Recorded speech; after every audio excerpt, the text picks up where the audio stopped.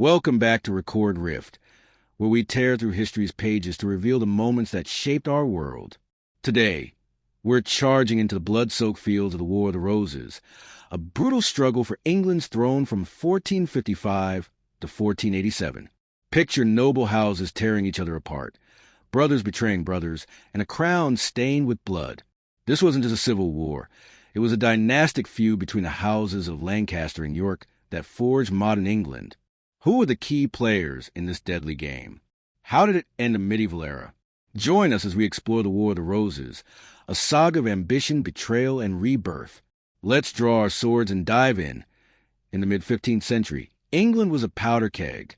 The 100 Years' War with France, ending in 1453, left the nation humiliated and bankrupt, its nobles restless and its army idle. King Henry VI, a Lancastrian, was a weak ruler, plagued by mental instability and dominated by advisors like Queen Margaret of Anjou. His ineffectiveness sparked discontent among powerful lords, especially the Yorkist faction led by Richard, Duke of York, who claimed a stronger right to the throne through his descent from Edward III. Tensions boiled over in 1455 at the First Battle of St. Albans, marking the start of the War of the Roses, named for the red rose of Lancaster and white rose of York. The conflict wasn't just about lineage. It was fueled by economic woes, feudal rivalries, and a breakdown of royal authority. Nobles built private armies, and lawlessness spread as factions clashed. The stage was set for a 30-year struggle that would drench England in blood and reshape its monarchy. The War of the Roses was a brutal, seesaw conflict marked by shifting alliances and savage battles. In 1460, the Yorkists won a major victory at Northampton, capturing Henry VI, but Margaret rallied Lancastrian forces, defeating and killing Richard of York at Wakefield. His son, Edward, seized the throne as Edward IV in 1461 after crushing the Lancastrians at Towton, one of England's bloodiest battles, with up to 20,000 dead. Edward's reign brought brief stability, but his marriage to Elizabeth Woodville alienated allies like the Earl of Warwick, the Kingmaker. Warwick defected to the Lancastrians, briefly restoring Henry VI in 1470. Edward IV struck back, defeating Warwick at Barnet in 1471 and Margaret at Tewkesbury, where her son, Prince Edward, was killed. Henry VI was murdered in the Tower of London, securing Yorkist rule. The war's brutality, executions, betrayals, and massacres decimated England's nobility, with battles like Towton and Tewkesbury showcasing ferocity of medieval warfare and the stakes of dynastic power. Edward Ivy's death in 1483 reignited the war. His 12-year-old son, Edward V, inherited the throne, but his uncle, Richard, Duke of Gloucester, seized power as Richard III, imprisoning Edward and his brother, the princes in the Tower, who vanished, likely murdered. Richard's usurpation alienated Yorkist allies, and rumors of his guilt fueled rebellion. Across the Channel, Henry Tudor, a distant Lancastrian claimant, gathered support among exiles and French allies.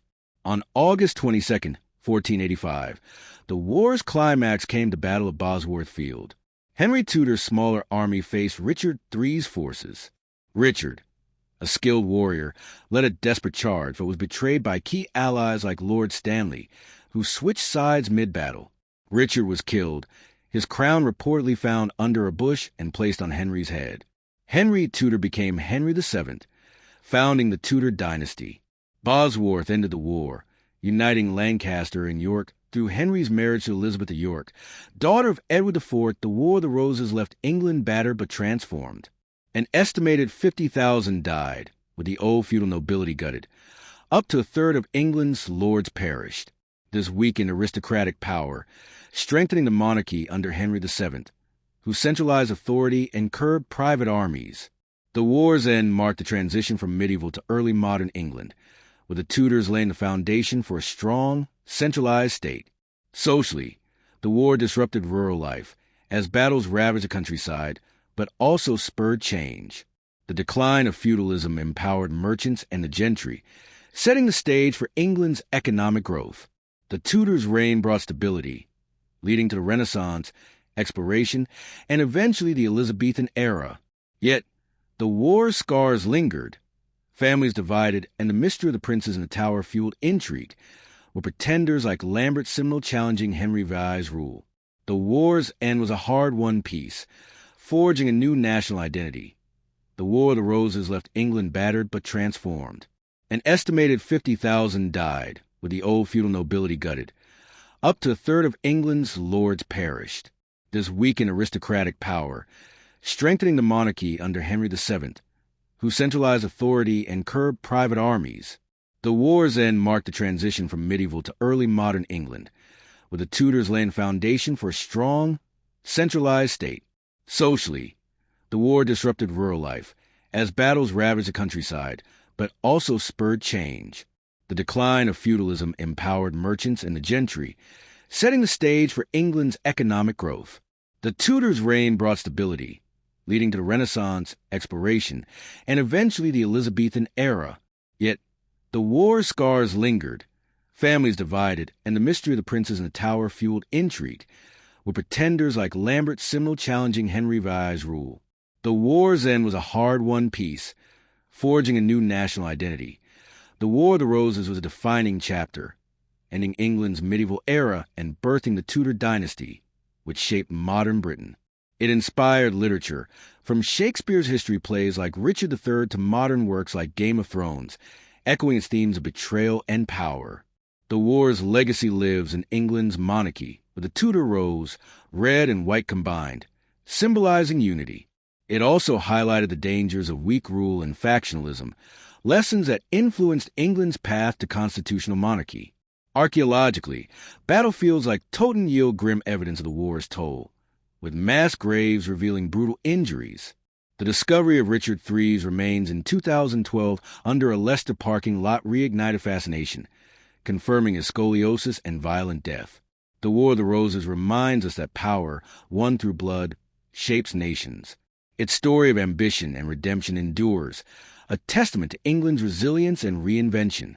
That's the gripping saga of the War of the Roses, a bloody struggle that forged a new England. What do you think?